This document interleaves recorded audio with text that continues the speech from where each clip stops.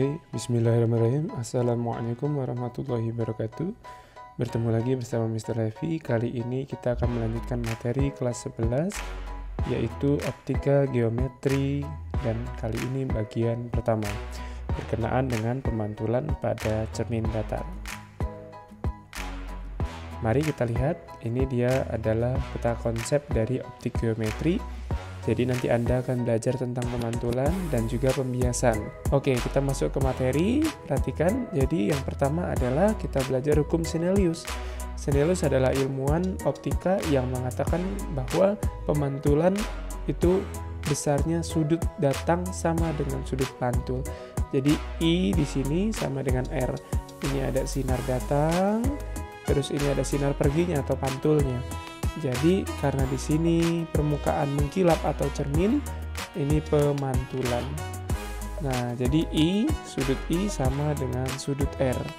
Nah, I dan R sendiri sebenarnya ada singkatannya. I itu adalah insiden dan R itu adalah reflection. Artinya ini tempat kejadiannya, ini sudut pemantulannya. Berikutnya kita akan lihat pemantulan cahaya, hukum pemantulan cahaya. Jadi sinar datang, sinar pantul, dan garis normal atau garis bantu terletak pada satu bidang datar, di mana dengan R. Seperti ini tadi gambarnya, hukum Snellius. Berikutnya adalah pemantulan pada cermin datar. Nah, kali ini kita akan belajar pemantulan pada cermin datar. Jadi bisa dilihat adik-adik, di sini ada cermin. Nah, ciri-ciri cermin kalau yang di bagian arsir ini artinya bagian gelap. Sedangkan bagian satunya ini bagian yang mengkilap. Nah, bagian mengkilap adalah tempat dia bisa berkaca. Jadi di sini ada benda nih, seperti stick, ya, pensil atau pena di depan cermin. Nah, bagaimana dia bisa membentuk bayangan seperti ini?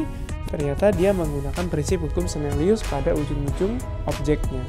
Jadi kalau kalian lihat, pertama dari ujung A ini, kalian buat dua sinar datang dan sinar pergi atau pantul sembarang, ya. Ini saya buat di sini begini, maka mantulnya ke sini. Ini adalah garis bantu, garis optik, garis normal. Berikutnya ada yang ke sini, mantulnya pun ke sini. Jadi ini I sama dengan R sesuai hukum Snellius tadi. Nah, ini garis normal, garis normal. Yang bawah juga sama, B-nya dibuat dua juga. Akhirnya karena ini mantul, jadi kita buat garis terusannya. Nah, ini dia garis hayal terusan di belakangnya. Kebentuk titik di sini dan di sini. Dan kalau kita sambungkan, ini menjadi mirror or image from this object, ya. Jadi, nah, sifat bayangan pada cermin datar itu selalu, ya, sifatnya yang pertama adalah maya atau semu. Kalau maya berarti pasangan pasti tegak, ya, dan menghadap berlawanan arah terhadap bendanya. Ukurannya sama besar dengan ukuran benda karena cermin datar. Jarak bayangan ke cermin sama dengan jarak benda ke cermin. Berikutnya, pembentukan bayangan pada dua cermin. Sebenarnya pelajaran ini pernah waktu di SMP, ya, kelas 8 tentang optika juga.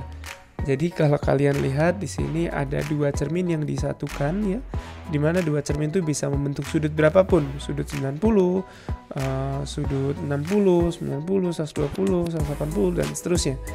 Dimana kedua cermin tadi ketika digabungkan ternyata membentuk jumlah bayangan yang berbeda-beda sesuai dengan sudut yang dibentuk oleh kedua cermin. Jadi rumusnya adalah N atau jumlah bayangan yang terbentuk sama dengan totally circle, ya, atau 360 derajat dibagi sudut yang dibentuk antara dua cermin datar dikurang 1. Jadi rumusnya seperti itu. Contoh pada kasus yang ada di depan kalian ini adalah sudutnya 90. 90, nah seperti ini, ya. Ternyata terbentuk bayangannya, ini objeknya, bayangannya ada berapa? 1, 2, dan di lurusnya ini ada satu lagi. Jadi ada 3. Kalau kita buktikan 360 dibagi 90 derajat dikurang 1. 360 dibagi 90 kan 4, ya. Dikurang 1, pas sama dengan 3. Oh, ternyata begitu. Nah, ini ada kejadian lagi di mana beberapa sudut, ya, seperti ini sudutnya 90 terbukti menjadi 3, ya. 1, 2, 3. There are 3 images, ya. Ada 3 bayangan akibat sudutnya 90.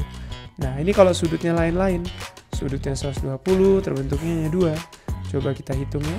360 kan rumusnya begitu ya, dibagi 120 dikurang 1.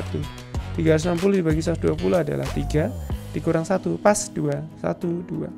Nah ini dia contoh soal yang pertama. Jadi seberkas sinar jatuh pada cermin datar AB dengan sudut 60. Oke, sudutnya 60. Kemudian dipantulkan mengenai cermin datar BC. Di mana sudut ABC itu 130. Berarti ini dua cermin seperti ini ya. Tentukan besarnya sudut pantul pada cermin BC. Oh, ini BC.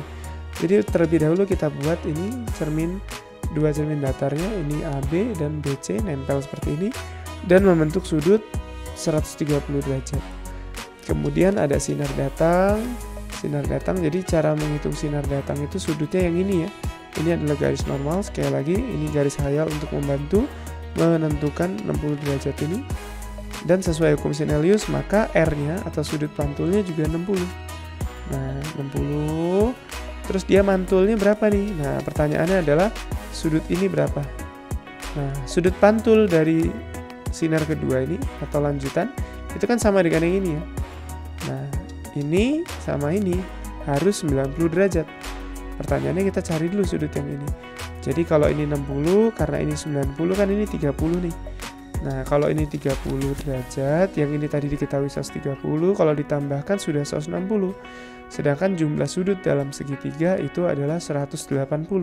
180 dikurang 160 sisanya tinggal 20. Kalau 20 berarti sudut datangnya adalah 70 derajat.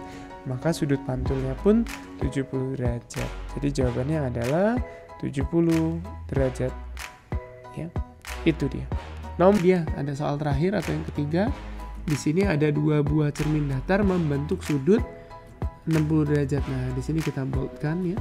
Banyaknya bayangan. Oh, berarti N nih yang terbentuk berapa? Oke, masih ingat ya? Tadi ada rumus berapa jumlah bayangan yang terbentuk dari dua cermin datar yang disatukan adalah N sama dengan 360 derajat dibagi sudut yang dibentuk dua cermin dikurang 1. Berarti sama dengan 360 derajat dibagi ini ya, 60 derajat. Nah, dikurang 1. Berarti sama dengan berapa? 6 dikurang 1. Oh, ternyata terbentuk 5 bayangan. Tuh, berarti jawabannya yang C ya.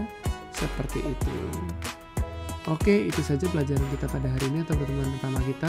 Berikutnya kita akan belajar yang lain, yaitu adalah cermin cekung dan cermin cembung. Sekian, billahi taufiq wal hidayah. Semoga mudah dimengerti. Billahi taufiq wal hidayah. Wassalamualaikum warahmatullahi wabarakatuh.